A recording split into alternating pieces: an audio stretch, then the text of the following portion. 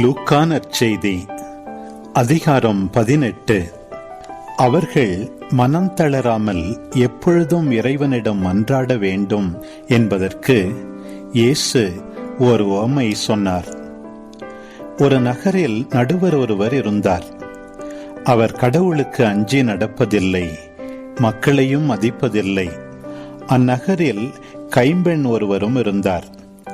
அவர் நடுவரிடம் போய், என் எதிரியை தண்டித்து எனக்கு நீதி வழங்கும் என்று கேட்டுக்கொண்டே இருந்தார். நடுவரோ நெடுங்காலமாய் எதுவும் செய்ய விரும்பவில்லை. பின்பு அவர், நான் கடவுளுக்கு அஞ்சுவதில்லை, மக்களையும் மதிப்பதில்லை. என்றாலும் இக்கைம்பெண் எனக்கு தொல்லை கொடுத்து கொண்டிருப்பதால் நான் இவருக்கு நீதி வழங்குவேன். இல்லையானால் இவர் என் உயிரை வாங்கிக் கொண்டே இருப்பார் என்று தமக்குள்ளே சொல்லிக் கொண்டார். பின் ஆண்டவர் அவர்களிடம், நேர்மையற்ற நடுவரே இப்படி சொன்னார் என்றால், தாம் தேர்ந்து கொண்டவர்கள் அல்லும் பகலும் தம்மை நோக்கி கூக்குரலிடும் போது கடவுள் அவர்களுக்கு நீதி வழங்காமல் இருப்பாரா? அவர்களுக்கு துணை செய்ய காலம் தாழ்த்துவாரா? விரைவில் அவர்களுக்கு நீதி வழங்குவார் என நான் உங்களுக்கு சொல்கிறேன்.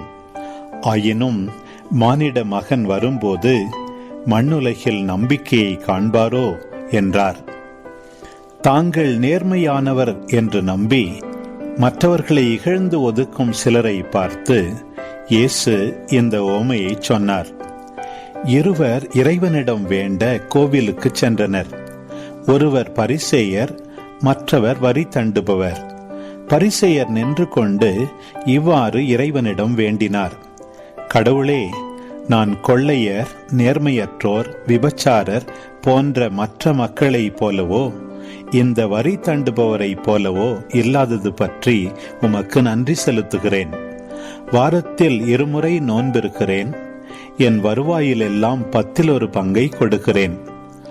ஆனால் வரி தண்டுபவர் தொலையில் நின்று கொண்டு வானத்தை அண்ணாந்து பார்க்க கூட துணியாமல் தம் மார்பில் அடித்து கொண்டு, கடவுளே, பாவியாகிய என் மீது இறங்கி அருளும் என்றார். இயேசு, பரிசேயர் அல்ல, வரி தண்டுபவரே கடவுளுக்கு ஏற்புடையவராகி வீடு திரும்பினார். ஏனெனில் தம்மை தாமே உயர்த்துவோர் தாழ்த்த பெறுவர், தம்மை தாமே தாழ்த்துவோர் உயர்த்த பெறுவர் என நான் உங்களுக்கு சொல்கிறேன் என்றார். குழந்தைகளை இயேசு தொட வேண்டும் என்று அவர்களை சிலர் அவரிடம் கொண்டு வந்தனர். இதை கண்ட சீடர் அவர்களை அதட்டினர். ஆனால் இயேசு அவர்களை தம்மிடம் வரவழைத்து, சிறு பிள்ளைகளை என்னிடம் வரவிடுங்கள், அவர்களை தடுக்காதீர்கள். ஏனெனில் இறை ஆட்சி இத்தகையோருக்கே உரியது. இறை ஆட்சியை சிறு பிள்ளையை போல் ஏற்றுக்கொள்ளாதோர் அதற்கு உடன்பட மாட்டார் என நான் உறுதியாக உங்களுக்கு சொல்கிறேன் என்று சீடர்களிடம் கூறினார். அப்பொழுது தலைவர் ஒருவர் அவரிடம், நல்ல போதகரே, நிலை வாழ்வை உரிமையாக்கிக் கொள்ள நான் என்ன செய்ய வேண்டும் என்று கேட்டார்.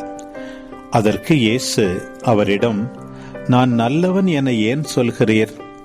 கடவுள் ஒருவரை தவிர நல்லவர் எவரும் இல்லையே. உமக்கு கட்டளைகள் தெரியும் அல்லவா?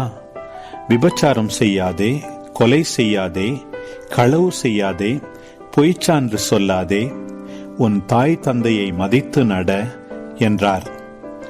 அவர், இவை அனைத்தையும் நான் இளமையிலிருந்தே கடைபிடித்து வருகிறேன் என்றார். இதை கேட்ட இயேசு அவரிடம், உமக்கு இன்னும் ஒன்று குறைபடுகிறது. உமக்குள்ள யாவற்றையும் விற்று ஏழைகளுக்கு கொடும். அப்போது விண்ணகத்தில் நீர் செல்வராயிருப்பீர். பின்பு வந்து என்னை பின்பற்றும் என்றார். இவற்றை கேட்டு அவர் மிகவும் வருத்தமுற்றார். ஏனெனில் அவர் மிகுந்த செல்வமுடையவராயிருந்தார். அவர் மிகவும் வருத்தமுற்றதை பார்த்த இயேசு, செல்வர் இறையாட்சிக்கு உட்படுவது எவ்வளவு கடினம்! செல்வர் ஒருவர் இறையாட்சிக்கு உட்படுவதை விட ஊசியின் காதில் ஒட்டகம் நுழைவது எளிது என்றார். இதை கேட்டவர்கள், பின் யார்தான் மீட்பு பெற முடியும் என்று கேட்டார்கள். இயேசு, மனிதரால் இயலாதவற்றை கடவுளால் செய்ய இயலும் என்றார். பேதுரு அவரிடம், பாரும், எங்கள் உடைமைகளை விட்டுவிட்டு நாங்கள் உம்மை பின்பற்றினோமே என்றார்.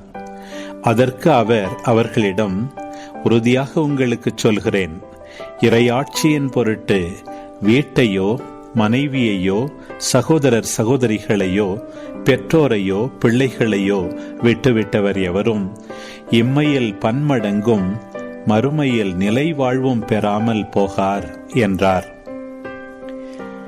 இயேசு 12 தம் அருகில் அழைத்து அவர்களிடம், இப்பொழுது நாம் எருசலேமுக்கு செல்கிறோம். மானிட மகனை பற்றி இறைவாக்கினர் வாயிலாக எழுதப்பட்டவை யாவும் நிறைவேறும். அவர் பிற இனத்தவரிடம் ஒப்புவிக்கப்படுவார். அவர்கள் அவரை ஏளனம் செய்து அவமானப்படுத்தி அவர் மீது துப்புவார்கள். அவர்கள் அவரை சாட்டையால் அடித்து கொலை செய்வார்கள். ஆனால் 3ஆம் நாளில் அவர் உயிர்த்தெழுவார் என்றார். இவற்றில் எதையும் அவர்கள் புரிந்து கொள்ளவில்லை. அவர் கூறியது அவர்களுக்கு மறைபொருளாக இருந்தது. ஏனெனில் அவர் சொன்னது என்னவென்று அவர்களுக்கு தெரியவில்லை. இயேசு எரிகோவை நெருங்கி வந்தபோது பார்வையற்ற ஒருவர் வழியோரமாய் உட்கார்ந்து பிச்சை எடுத்துக் கொண்டிருந்தார். மக்கள் கூட்டம் கடந்து போய்க் கொண்டிருந்ததை கவனித்த அவர், இது என்ன என்று வினவினார். நாசரேத்து இயேசு போய்க் கொண்டிருக்கிறார் என்று அவருக்கு தெரிவித்தார்கள். உடனே அவர், இயேசுவே, தாவீதின் மகனே, எனக்கு இரங்கும் என்று கூக்குரலிட்டார். முன்னே சென்று கொண்டிருந்தவர்கள் அமைதியாயிருக்குமாறு அவரை அதட்டினார்கள். ஆனால் அவர், தாவீதின் மகனே, எனக்கு இரங்கும் என்று இன்னும் உரக்க கத்தினார். இயேசு நின்று அவரை தம்மிடம் கூட்டிக் கொண்டு வரும்படி ஆணையிட்டார். அவர் நெருங்கி வந்ததும், நான் உமக்கு என்ன செய்ய வேண்டும் என விரும்புகிறீர் என்று இயேசு கேட்டார். அதற்கு அவர், ஆண்டவரே, நான் மீண்டும் பார்வை பெற வேண்டும் என்றார். இயேசு அவரிடம், பார்வை பெறும், உமது நம்பிக்கை உம்மை நலமாக்கிற்று என்றார். அவர் உடனே பார்வை பெற்று கடவுளை போற்றி புகழ்ந்து கொண்டே இயேசுவை பின்பற்றினார். இதை கண்ட மக்கள் யாவரும் கடவுளை புகழ்ந்தனர்.